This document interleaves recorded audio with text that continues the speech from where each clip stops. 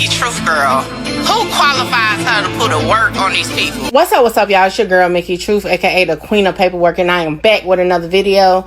As always, all information contained in this video is for entertainment, educational purposes only. All information used in this video is per the Fair Use Act, and any conclusion that you draw is on you, not me. So let's get it.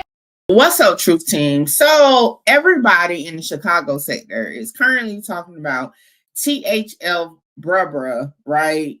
Speaking out for the first time, I believe, in regards to the situation with him and THF Bayzoo. Now, he does speak on other situations, other people with 16 shot him. So y'all make sure y'all check out the full interview. But let's take a listen to what he had to say in regards to THF Bayzoo. I put that together with love. Any nigga came around me, I move to the low end. Niggas that know these or ain't no these, I got to do this as a man, but at the same time, I never get to do. So anytime I throw brothers out there, watch that nigga get snake. He ain't right. He been ain't right, Been ain't right. Then I'm the only motherfucker that took a murder for a nigga. A murder. I been locked up for somebody else's murder. You feel me? That's free. I thought it was thorough. You feel me? But to get 100 years for him because I love him. You feel what I'm saying? Yeah. The only nigga that all people, 6 motherfuckers in my own road. I'm the only one that got 30 still locked up right now. So niggas come out snitching that shit, man.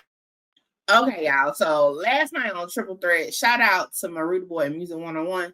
We actually listened to that part, and originally you would think he's referring to like taking a case with Zoo, but in our opinion, he's not talking about him, because if he said he was telling everybody he's the snake even back then I doubt he's taking a murder case or the fall for somebody that he thought was the snake. So, and then he said whoever he took it for is supposed to be thorough. So let's just get that out.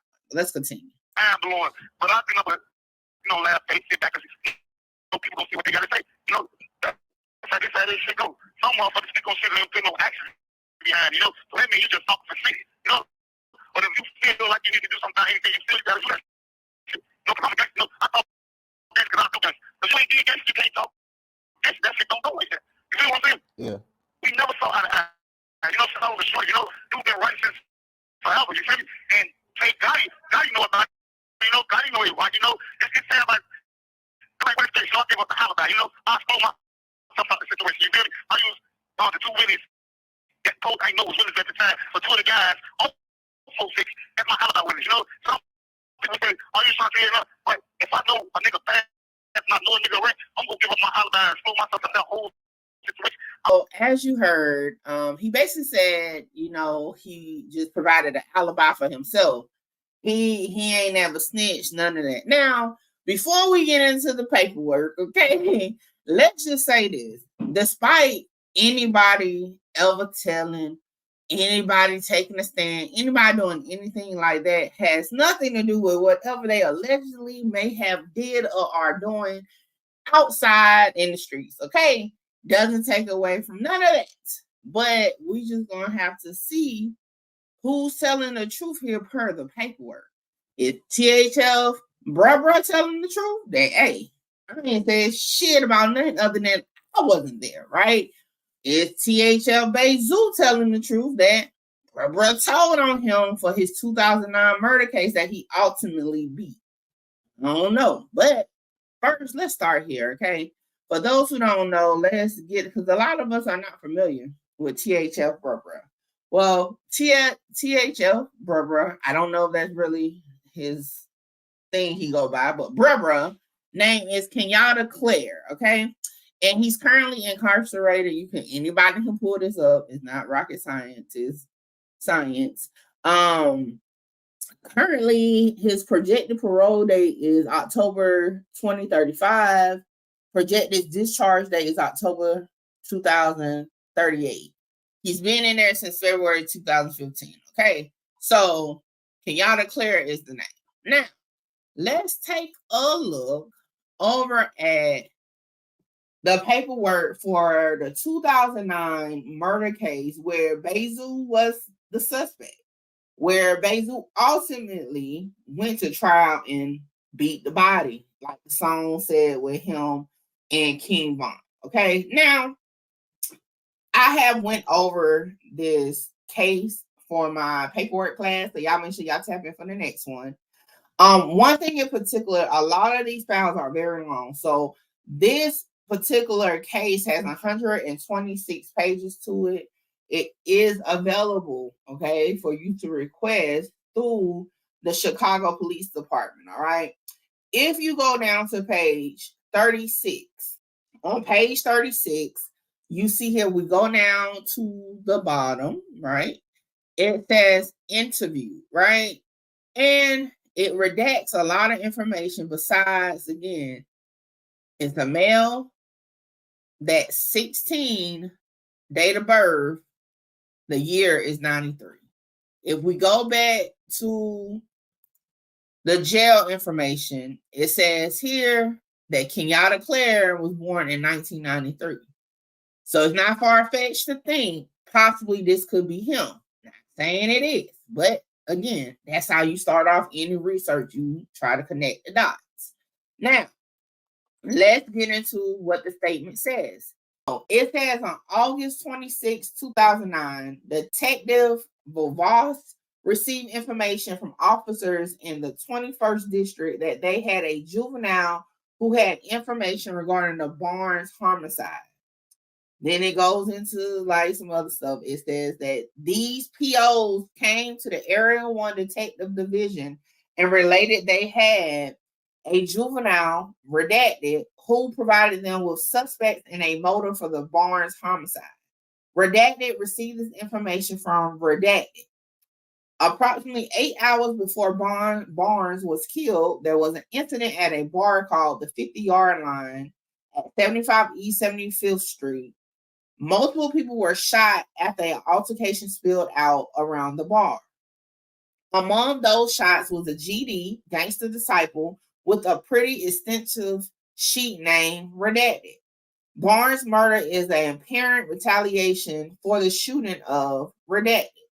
Redacted related Devontae Collier and redacted went to the 47th and Forestville to shoot a Mickey Cobra. They saw Barnes selling weed and approached him. They asked Barnes, "Are you dirt low?" A GD faction. Barnes responded, "Yes." Collier produced a .357 revolver and shot him. It should be noted at the time of the interview, Collier was in Cook County Jail for a violation of bail bond.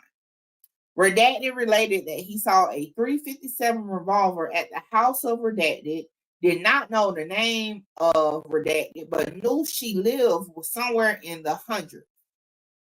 Clear check of Redacted revealed no criminal activity in that area. Several attempts were made to contact one of the witnesses. Redacted were made so that a photo array could be viewed by the aforementioned suspects. Finally, contact was made with Redacted. An arrangement was made for him to view a photo array. Upon meeting with Redacted, Redacted signed a consent to view photo array form, and after viewing same, view the array. Blank was unable to identify anyone in the photo array. On September 27, 2009, reporting detectives attempted to locate the original witnesses, redacted, so that a photo array could be shown to them. Efforts to now locate these witnesses have been negative. This case remains in progress. Okay, so basically, okay, let's sum it up. The 16-year-old provided that, hey, he had a .357 and they went to kill the victim because of the shooting of their, fellow gang member at this club. Now, if we go down to page 121, so as you can see again, redacted very heavily, but it has date of birth 93 and male looks like maybe 20. It looked like it could be 20.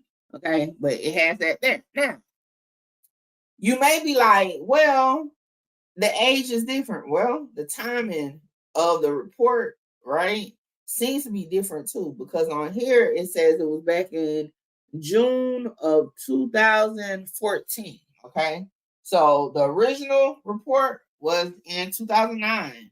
This one was in 2014. Now, does that mean this person was interviewed twice? Could be. You know what I'm saying? But let's see what it says and see if it's even the same statement that we saw on page 36. Okay? Now, it says RO interview redacted along with P.O. Pacino from GID. Redacted related that he was outside in front of the building at 46 and Ellis with Devontae Collier, Antoine Rice, and redacted. Related that Christopher Campbell, aka Gunner, pulled up with Marty, now known as Marty, and then I don't know what that last name is, in redacted Gray Monte Carlo. Gunner told the guys that there are some dirty low guys out there on 47th. Redacted related that the night before, one of their guys got shot at the 50-yard Link Club, and they suspected the dirty low guys. Redacted related that Devontae went into the building where Redacted lives and came out with the gun. Redacted related that he did not see the gun, but he knew that Devontae had it. Here it goes. Claire related that Gunner, Marty, Devontae, and Antoine Rice got into let's pause.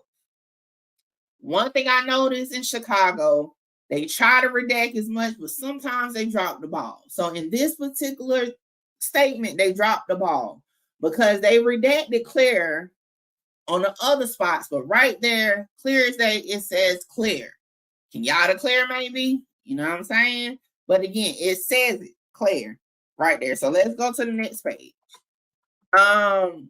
Got into the gray Monte Carlo and drove away. Redacted related that he stayed at the door of the building and waited for the group to return. Redacted related that Devontae and Antoine ran up to the rear door of Redacted. Redacted did not see Marty or Gunner. Antoine told Redacted that Devontae is a killer. Devontae told Redacted, I told you the hollow tips will kill him, motherfucker. Devontae then pulled out the .357 revolver in the staircase that Redacted has seen in the past in Redacted house, and he took out the empty shells. Devontae then put the gun in Redacted house. Redacted related that Devontae sold the gun to Redacted. So, if we go off of that, the only name, okay, that's in this statement, right, that is giving information will be Claire. Now, I'm going to ask y'all this. Do y'all feel this Claire is Kenyatta Claire, a.k.a. Purple? If y'all do, this is beyond an alibi, right? This is beyond just saying, I wasn't there, right? This is giving the events of the situation before and after. Not per se about the actual incident, because this person does say, hey, I wasn't there. I was there before they left, and I was there when they came back. And ultimately, this person is saying, hey, I was told by somebody that left with Bayzoo he's a killer. Now, again, could Claire be another Claire? Do y'all think it's Kenyatta Claire? I don't know. Y'all let me know what y'all think in the chat. So, with that being said, for now, I'm going to see what y'all got to say about it. And then we'll talk about it on my next live. I'm out. Like, comment, share, subscribe, tell a friend to pull up on your girl, Mickey Truth. And as always, donations are welcome to support the channel. Hit the Cash App, Mickey Truth 2022. Holla! Shout out Mickey. Mickey, you gonna be big. Like, yeah, I'm trying to conquer the world. Coming from where I come.